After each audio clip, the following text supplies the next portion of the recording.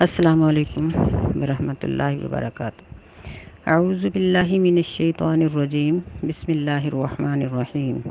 الحج اشہر معلومات، حج کے مہینے معلوم ہیں، یا اس کو یوں بھی پڑھا جا سکتا ہے کہ جن مہینوں میں حج ہوتا ہے وہ معلوم ہیں۔ فمن فرض فیہن الحج فلا رفث ولا فسوق ولا جدال فی الحج، پس جو شخص فرض کرے ان مہینوں میں اپنے اوپر حج کرنے کو، پس وہ نہ جنسی باتیں کرے، سیکس کی باتیں کرے، اور نہ نافرمانی کرے، اور نہ ہی جھگڑا کرے حج کے دوران۔ وما تفعلوا من خیر یعلمہ اللہ، اور جو بھی تم بھلائی کا کام کرو گے اللہ تعالیٰ اس کو جانتا ہے۔ وتزودوا فإن خیر الزاد التقوی، وتزودوا واو کا معنی اور، تزودا راستے کا خرچ لے کر چلو، یہ تزودوا یہ جمع کا صیغہ ہے کہ اور تم راستے کا خرچ لے کر چلو، بس بے شک راستے کا بہتر خرچ تقوی ہے۔ واتقون یا اولی الالباب، اور مجھ سے ہی ڈرو اے عقل والو۔ لیس علیکم جناح ان تبتغوا فضلا من ربکم، نہیں ہے تم پر کوئی بھی گناہ یہ کہ تم تلاش کرو اپنے رب کے فضل کو۔ فَإِذَا أَفَضْتُم مِّنْ عَرَفَاتٍ فَاذْكُرُوا اللَّهَ عِندَ الْمَشْعَرِ الْحَرَامِ، پس جب تم عرفات سے لوٹو تو ذکر کرو اللہ تعالیٰ کا مشعر الحرام کے پاس۔ وَاذْكُرُوهُ، اور تم اللہ کو یاد کرو، کما ہداکم، جیسے اس نے تمہیں ہدایت دی ہے۔ وَإِن كُنتُم مِّن قَبْلِهِ لَمِنَ الضَّالِّينَ، اور اگرچہ تم اس سے پہلے ضرور گمراہوں میں سے تھے، بھولے ہوئے تھے، بھٹکے ہوئے تھے۔ اب ہم اس سبق کو دوبارہ دیکھتے ہیں۔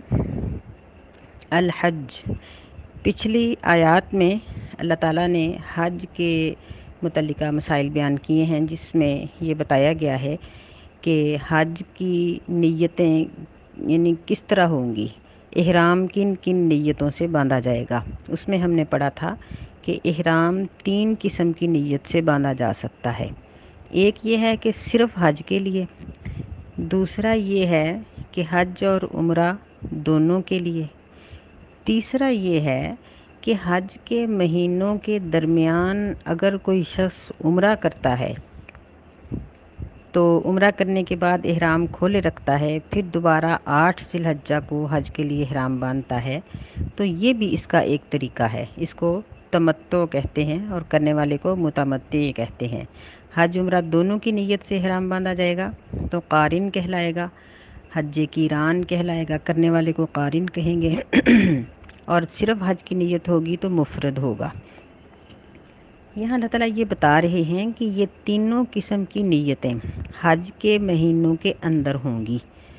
تو حج کی ادائیگی کا وقت تو وہی ہے جو ہم سب جانتے ہیں کہ 8 ذی الحجہ کو احرام باندھا جائے گا، 8، 9، 10، 11، 12، حد 13 تاریخ، یعنی 5 دن حج کے فکس ہیں، اور حد 6 دن بھی گزارا جا سکتا ہے مینا میں۔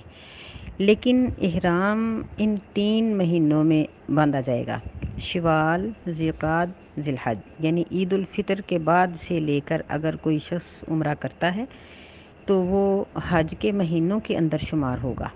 اگر کوئی شوال، ذوالقعدہ، ذی الحج میں عمرہ کرتا ہے تو وہ حج کے مہینوں میں شمار ہوگا، اور پھر اس کو آگے دیکھنا پڑے گا کہ وہ حج کی نیت کیسے کرے گا۔ فرمایا کہ حج کے مہینے معلوم ہیں، یعنی اگر کوئی شخص رمضان میں عمرہ کرتا ہے تو وہ حج کے مہینوں کے اندر شمار نہیں ہوگا۔ اب اس کے لیے صرف عمرے کی نیت ہے، وہ اس کے ساتھ حج کی نیت نہیں کر سکتا۔ یا ہم یوں کہہ سکتے ہیں کہ حج کے احرام کو جلدی سے جلدی شوال کے اندر باندھا جا سکتا ہے۔ شوال سے پہلے کوئی شخص حج کی نیت سے احرام نہیں باندھ سکتا۔ فمن فرض فیہن الحج، یہاں دوسری بات یہ بتائی گئی کہ جو شخص ان مہینوں میں اپنے اوپر حج کو فرض کر لیتا ہے تو فرض کیسے ہوگا؟ تمام مفسرین و محدثین کا اس بات پر اتفاق ہے کہ جب کوئی بھی حج اور عمرہ کرنے والا احرام باندھنے کے بعد کہے گا کہ لبیک بالعمرہ یا کہے گا کہ لبیک بالحج اور پھر آگے پورا لبیک پڑے گا، تو اس کی نیت اس وقت ہوگی۔ یہ جو ہم پہلے تیاری کرتے ہیں، درخواست دیتے ہیں، پھر پاسپورٹ بنتا ہے، پھر یعنی 2 4 6 ماہ لگ جاتے ہیں، یہ حج کے فرض کرنے کا مراد یہ نہیں ہے، بلکہ جب احرام باندھ لیا جائے گا تو پیچھے بھی یہ بات ہوئی تھی وَأَتِمُّ الْحَجَّ کے سلسلے میں، کہ جب احرام باندھ کر لبیک کہنے کے بعد کوئی ایسی مجبوری آئے کہ حاجی یا معتمر عمرہ نہ کر سکے، حج نہ کر سکے، تو اس کے اوپر لازم ہے کہ وہ اس کی قضا دے۔ اگر احرام باندھنے سے پہلے اس نے حج کی نیت جب کی ہوئی تھی یا کاغذات بھی منظور ہو گئے تھے، درخواست بھی نکل آئی تھی، سب کچھ ہو گیا تھا، تو لیکن اس کی کوئی وجہ بن گئی، وہ حج عمرہ نہیں کر سکا، تو اس کی قضا اس کے اوپر نہیں ہوگی۔ دوسری چیز یہاں یہ بیان کی گئی ہے تو کہ وہ جب احرام باندھ لے فلا رفثا، یعنی جنسی باتیں نہ کرے، میاں بیوی آپس میں کوئی ایسی گفتگو نہ کریں، یا یعنی منگنی، شادی، نکاح نہ اپنا کرے نہ کسی اور کا کرے۔ نبی علیہ الصلوۃ والسلام نے فرمایا کہ احرام باندھنے والا نہ اپنا نکاح کروائے نہ کسی کا کرے، نہ رشتے کی بات کرے، نہ کوئی اور اس قسم کی کوئی بات نہیں کر سکتا۔ دوسری چیز یہ ہے کہ ولا فسوق، یعنی کوئی بھی فسق کام نہ کرے۔ فسق کسے کہتے ہیں؟ ہر نافرمانی کو، چاہے اس نافرمانی کا تعلق زبان سے ہو، آنکھ سے ہو، کان سے ہو، ہاتھوں پیروں سے ہو، دل دماغ سے ہو، یعنی کسی بھی طرح اللہ تعالیٰ کی کوئی نافرمانی نہ کرے۔ ولا جدال، تیسری چیز یہ منع کی گئی ہے کہ جھگڑا نہ کرے، نہ نماز کی جگہ کے بارے میں، نہ پانی پیتے وقت، نہ طواف اور عمرہ کرتے وقت، نہ سعی کرتے وقت، کسی بھی مقام پر کسی دوسرے کے ساتھ جھگڑنے کی، دھکا دینے کی، برا بھلا کہنے کی کوشش نہ کرے۔ تو یہ تینوں کام اس کو کرنے چاہیے۔ یعنی پہلا کام کیا کرنا ہے کہ وہ جنسی گفتگو نہیں کرے گا، نہ اپنے بارے میں نہ کسی کے بارے میں۔ دوسرا کام یہ ہے کہ فسق نہیں کرے گا، نافرمانی نہیں ہوگی۔ تیسرا یہ کہ جھگڑا نہیں کرے گا۔ نبی علیہ الصلوۃ والسلام نے فرمایا کہ جس نے یہ تینوں کام نہیں کیے اور اس نے حج سنت کے مطابق کیا ہے تو وہ ایسے لوٹے گا جس طرح پیدا ہونے والے بچے کے اوپر کوئی گناہ نہیں ہوتا، اس طرح وہ شخص اللہ تعالیٰ اس کے سارے گناہوں کو معاف فرما دیں گے۔ وَمَا تَفْعَلُوا مِنْ خَيْرٍ يَعْلَمْهُ اللَّهُ، اور جو بھی تم بھلائی کا کام کرو گے اللہ تعالیٰ اس کو جانتا ہے۔ یعنی بعض اوقات کسی دوسرے جھگڑنے والے کو روک دیا جاتا ہے، یا اس کے علاوہ احرام باندھنے والا کوئی بھی نیکی کرے گا تو وہ اللہ تعالیٰ کے علم میں ہے، اللہ تعالیٰ اس کو بہت اچھی طرح سے جانتے ہیں۔ وَتَزَوَّدُوا، اور راستے کا خرچ لے کر چلو۔ یہاں اہل مکہ کو ایک خاص بات کی طرف توجہ دلائی گئی ہے کہ مکہ کے لوگ اور اس وقت جو ارد گرد کے لوگ حج کرنے کے لیے آتے تھے وہ اپنے آپ کو متوکل علی اللہ کہتے تھے کہ ہمارا اللہ پہ توکل ہے، اللہ روزی رساں ہے، لہٰذا ہم اپنے گھر سے اپنے کھانے پینے کے لیے انتظام نہیں کر کے جائیں گے، بلکہ راستے میں لوگ ان کو خیرات دیتے اور ان کے ساتھ تعاون کرتے تو وہ کھاتے پیتے جاتے۔ اللہ تعالیٰ نے فرمایا کہ یہ ٹھیک نہیں ہے۔ اور بعض لوگوں کا یہ خیال تھا کہ یہ گھر کی کمائی ہماری گناہ اور فسق اور اللہ کی نافرمانی کے ساتھ کی گئی ہے، ہم یہ پیسے حج پر خرچ نہیں کریں گے بلکہ لوگوں سے مانگ کر خرچ کریں گے۔ اللہ تعالیٰ نے ان دونوں چیزوں سے یہاں منع کیا ہے اور فرمایا کہ راستے کا خرچ لے کر چلو۔ نبی علیہ الصلوۃ والسلام سے پوچھا گیا کہ حج کس پر فرض ہوتا ہے؟ آپ نے فرمایا کہ جس کے پاس زاد راہ ہے اور سواری ہے۔ تو فرمایا کہ یعنی زاد راہ کیا چیز ہے کہ جتنے دن اس کو حج پر لگنے ہیں اتنے دنوں کے کھانے پینے کا خرچ اپنا بھی موجود ہے، اگر وہ شوہر ہے تو اس کے بیوی بچوں کا بھی اتنا خرچ وہ ان کو دے کر جا رہا ہے، تو اس کے اوپر حج فرض ہو جاتا ہے۔ یعنی کھانے پینے کا خرچ موجود ہے اور سواری کا خرچ موجود ہے، یا یوں کہہ لیں کہ جس طرح آج کل حکومت ان ساری چیزوں کو ملا کر اکٹھی رقم وصول کر لیتی ہے، اگر کسی کے پاس وہ مقررہ رقم موجود ہے جو حکومت مانگ رہی ہے اور اس کے علاوہ وہ اپنے بیوی بچوں کو پیچھے 1 ماہ کا یا جتنا وقت اس کو لگنا ہے اتنا خرچ دے کر جا سکتا ہے، اتنی رقم اس کے پاس موجود ہے، تو اس کے اوپر حج اسی طرح فرض ہے جس طرح نماز فرض ہو جاتی ہے اذان ہونے کے بعد۔ یہ جو ہم لوگ سوچتے ہیں نا کہ 4 لاکھ حج پہ لگنا ہے اور 4 لاکھ تحفے تحائف پہ، تو جب تک 8 لاکھ نہیں ہوگا اس وقت تک ہم حج نہیں کر سکیں گے، یہ غلط سوچ ہے۔ یہ مرد کے لیے ہے۔ عورت کے لیے یہ ہے کہ اس کا ذی محرم ہو ساتھ ہو اس کا محرم جانے والا، اور باقی اس کے پاس بھی زاد راہ اور سواری کا خرچ موجود ہو، سواری اور زاد راہ موجود ہو۔ یعنی اگر سواری آج کل کی طرح ہے تو پھر تو سواری کا خرچ اس کو دینا پڑے گا نا، اس وقت میں تو گھوڑے اونٹ ہوتے تھے، آج کل اس کا خرچ اکٹھا کرنا پڑے گا۔ یعنی اگر اس کے پاس اتنے پیسے موجود ہیں اور اس کا ذی محرم بھی موجود ہے جو اس کا ساتھ بنے گا، تو اس کے اوپر حج فرض ہو جاتا ہے۔ یاد رکھیں کہ عورت کی محرم نہیں ہو سکتی۔ یہ جو آج کل اس طرح طریقہ نکلا ہوا نا کہ ایک میاں بیوی ہوتے ہیں اور وہ عورت باقی عورتوں کو اپنی محرم بنا لیتی ہے، تو یہ ناجائز ہے، اس طرح کا حج قبول نہیں ہوتا۔ اگر محرم نہیں ہے تو جب تک محرم کا انتظام نہیں ہوگا اس عورت کے اوپر حج فرض نہیں ہوگا۔ ایسے ہی جس طرح جس شخص کے پاس پیسے نہیں ہیں اس کے اوپر زکوٰۃ فرض نہیں ہے۔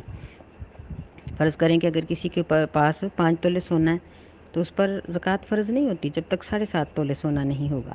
اسی طرح عورت کا جب تک ساتھ نہیں ہے اس وقت تک اس پر حج فرض نہیں ہوتا، وہ عند اللہ مجبور ہے، اللہ تعالیٰ کے نزدیک وہ معذور ہے، اس کا یہ عذر قابل قبول ہے۔ اللہ کے پاس جا کر وہ یہ عذر پیش کر سکتی ہے کہ اللہ میرے ساتھ جانے والا نہیں تھا، میری کوشش پوری تھی لیکن محرم نہیں تھا، تو اللہ تعالیٰ کی طرف سے اس کا یہ عذر مقبول ہوگا۔ ذی محرم کون سے ہیں؟ وہ تمام رشتہ دار جن کے ساتھ نکاح نہیں ہو سکتا، یعنی باپ، بھائی، سگا بیٹا یا خامند کا بیٹا، داماد، بھتیجا، بھانجا، چچا، تایا، ماموں، نانا، دادا، سسر، یہ سارے رشتے یہ محرم ہیں، ان کے ساتھ عورت جا سکتی ہے۔ بھائی کا بھی شاید ذکر ہو چکا ہے کہ ان کے ساتھ حج کرنے کے لیے جا سکتی ہے۔ شوہر تو بالاولیٰ ہے نا، خامند اگر ہو تو وہ تو بالاولیٰ ہے۔ تو فرمایا کہ وَتَزَوَّدُوا فَإِنَّ خَيْرَ الزَّادِ التَّقْوَىٰ، کہ راستے کا خرچ لے کر چلو اور بہترین جو خرچ ہے وہ تقویٰ ہے۔ یعنی سب سے بڑی چیز جو ہے وہ یہ ہے کہ اللہ کا ڈر اور خوف ہو، تقویٰ ہو، انسان گناہوں سے بچنے کی نیت کے ساتھ جائے۔ وَاتَّقُونِ يَا أُولِي الْأَلْبَابِ، اس لیے آگے اللہ نے فرما دیا کہ مجھ سے ڈرو، تقویٰ میرا تقویٰ اختیار کرو اے عقل والو۔ یعنی وہ عقل والا ہے جو اللہ سے ڈرتا ہے، جو اللہ سے نہیں ڈرتا اور گناہ کرتا ہے وہ بیوقوف ہے، چاہے اس کے پاس کتنی ڈگریاں ہوں، بڑا اس کا علم ہے وسیع، بڑا اپنے آپ کو اونچا سمجھتا ہے، حکمران ہے، کسی بہت بڑے عہدے پہ ہے، لیکن اللہ کے نزدیک وہ بیوقوف ہے، کیونکہ اس نے اللہ سے ڈر کر اپنے آپ کو جہنم سے نہیں بچایا۔ آگے فرمایا لیس علیکم جناح ان تبتغوا فضلا من ربکم، یعنی عرب لوگوں میں مکہ کے ارد گرد بہت بڑے بڑے 3 بازار لگتے تھے، اس کے علاوہ اور بھی بڑے بازار ہوتے تھے، تو لوگوں نے پھر یہ سمجھا کہ شاید ان میں خرید و فروخت کرنا منع ہے، تو فرمایا کہ یہ گناہ نہیں ہے۔ یہ بھی اللہ تعالیٰ کا بڑا احسان ہے کہ دیکھیں اگر یہ چیزیں گناہ ہوتی تو حاجی لوگ نہ کھانا خرید سکتے، نہ کوئی اور چیز خریدی جا سکتی، کہ خرید و فروخت احرام باندھنے کے بعد منع ہو جاتی، لیکن اللہ تعالیٰ نے ہمیشہ وہی حکم دیا ہے جو انسان کے طاقت میں ہے، جو طاقت سے باہر ہے وہ حکم نہیں دیا۔ تو فرمایا کہ لیس علیکم جناح، تم پر کوئی گناہ نہیں ہے کہ تم اپنے رب کا فضل یعنی کاروبار تلاش کرو۔ اس میں یہ بھی گنجائش نکل آتی ہے کہ اگر کوئی شخص حج کے لیے جاتا ہے تو وہ صرف یہ جو 5 دن یا 6 دن ہیں ان دنوں میں اللہ تعالیٰ کی عبادت کرے، باقی وہ کاروبار کر سکتا ہے، اپنے گھر کے کام کاج دیگر سارے معاملات کر سکتا ہے۔ ہاں البتہ جس طرح آج کل حکومت کی طرف سے کاروبار اور دیگر اس طرح کی مصروفیات پر پابندی ہے، تو اس کو چاہیے کہ ان تمام پابندیوں کا پورا لحاظ رکھے، اور یہ چیزیں جو حکومت کی طرف سے سعودیہ میں جانے کے بعد یا راستے میں پابندیاں عائد ہوتی ہیں، اگر ان کی نافرمانی کرے گا تو یہ جدال کے اندر آ جائیں گی، جس میں اللہ نے فرمایا ہے کہ ولا جدال فی الحج، کہ حج کے درمیان جھگڑا نہیں کرنا، تو یہ جدال میں یہ چیز آ جاتی ہے، تو تمام قوانین کو ماننا پڑے گا۔ جہاں حکومت ٹھہرنے کی اجازت دے وہاں ٹھہرو، جہاں یعنی جس قانون کی پاسداری کا کہے وہ پاسداری کرنی پڑے گی۔ تو بہرحال ان دنوں میں کاروبار کرنا، وہاں کے لوگ جو وہاں کے رہائشی ہیں یا دوسرے ملکوں سے آ کر وہاں ٹھہرے ہوئے ہیں وہ ان دنوں میں کاروبار کرتے جائیں، اس میں کوئی حرج کی بات نہیں ہے، صرف احرام باندھ کر اللہ تعالیٰ کی عبادت کریں، اور اس سے پہلے وہ جو بھی چاہیں کر سکتے ہیں۔ فَإِذَا أَفَضْتُم مِّنْ عَرَفَاتٍ، پس جب تم عرفات سے لوٹو، یہ پیچھے ذکر ہو چکا تھا کہ حج کی ترتیب کیا ہے، کہ 8 ذی الحجہ کو جہاں کہیں بھی کوئی ہوتا ہے وہاں سے احرام باندھ لیتا ہے، اپنے گھر سے باندھ لے یا بیت اللہ سے باندھے، پھر وہ مینا کی طرف جاتا ہے۔ وہاں اس کے لیے 5 نمازوں کا پڑھنا ضروری ہے۔ 8 ذی الحجہ کی 4 نمازیں، ظہر، عصر، مغرب، عشاء، اور 9 ذی الحجہ کی فجر۔ اس کے بعد سورج نکلنے کے بعد وہ وہاں سے عرفات میں پہنچے گا ظہر سے پہلے تک، یعنی اتنے وقت کے درمیان وہاں وہ ظہر اور عصر اکٹھی پڑے گا، پھر مغرب ہونے تک وہاں ٹھہرے گا، اور پھر راستے میں مزدلفہ، یہ مشعر الحرام کا جو ذکر آ رہا ہے، یہاں آ جائے گا۔ یہاں مغرب اور عشاء پڑے گا 9 تاریخ کی، اور سو جائے گا۔ اور تیسری نماز 10 ذی الحجہ کی 10 تاریخ کی فجر کی نماز ہے۔ فجر کی نماز پڑھنے کے بعد سورج نکلنے تک، یعنی سورج کے نکلنے سے پہلے تک اللہ کا ذکر کرتے ہوئے وہاں سے نکل جائے، اور پھر واپس مینا میں آ جائے گا۔ تو یہ فرمایا ہے کہ فَاذْكُرُوا اللَّهَ عِنْدَ الْمَشْعَرِ الْحَرَامِ۔ مشعر الحرام یہ مزدلفہ میں بنی ہوئی ایک مسجد ہے، چونکہ یہ حرم کی حدود کے اندر ہے اس لیے اس کو حرام کا لفظ کہا جاتا ہے۔ تو یہاں اور اس کے ارد گرد سارا میدان اور پہاڑی علاقہ، جہاں جہاں بھی حاجی ٹھہریں، ضروری نہیں ہے کہ مسجد کے اندر ہی ٹھہریں، جہاں بھی ان کو جگہ ملے گی وہیں وہ ٹھہر کر اللہ کا ذکر کرتے رہیں گے۔ وَاذْكُرُوهُ كَمَا هَدَاكُمْ، یعنی جس طرح اللہ تعالیٰ نے ہدایت دی ہے، مطلب یہ ہے کہ زیادہ تر اللہ کی تعریف، اللہ کی کبریائی اور سبحان اللہ، الحمدللہ، اللہ اکبر، یہ کلمات زیادہ پڑھے جائیں۔ وَإِن كُنتُم مِّن قَبْلِهِ لَمِنَ الضَّالِّينَ، یعنی اس بات پر اللہ کا شکر گزار ہوا جائے گا کہ الحمدللہ کہ اس نے ہمیں ہدایت عطا کی ہے اور ہم یہاں آئے ہیں، اللہ نے بلایا ہے تو ہم آئے ہیں، اللہ نے ہمیں توفیق دی تو ہم مسلمان ہوئے اور اللہ تعالیٰ کی اس عبادت کے حقدار ٹھہرے۔ اس بات کو وہاں مد نظر رکھا جائے گا۔ باقی انشاءاللہ کل پڑھیں گے۔ السلام علیکم ورحمۃ اللہ وبرکاتہ۔